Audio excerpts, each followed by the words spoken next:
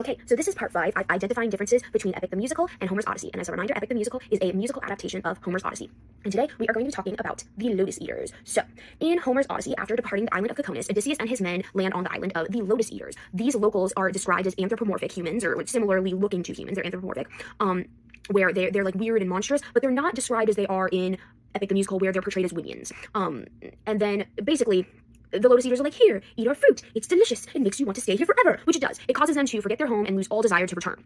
And Odysseus, originally, he did not venture out to the island himself. He sent a scout and a couple of men. And he has to, like an angry father, go and drag them back from the island and back onto the ship. And this is like the first of a couple little mutinies leading up to the big mutiny that we see in the Thunder Saga.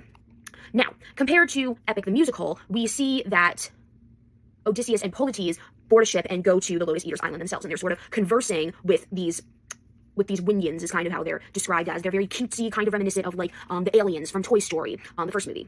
And he's convincing Polites to not like interact with them, and yeah, so that is the difference. Like they're whereas in the Odyssey they are portrayed more as like these weird anthropomorphic creatures, very, very cautionary and mysterious. In the Odyssey, it's kind of like whimsical and dreamlike, and Odysseus is tempted by grief and escapism. Whereas like in the Odyssey, it's more about his men losing their purpose, and Odysseus has to save them, whereas in Open Arms, the song where they're singing with and conversing with the minions, Odysseus has to save himself.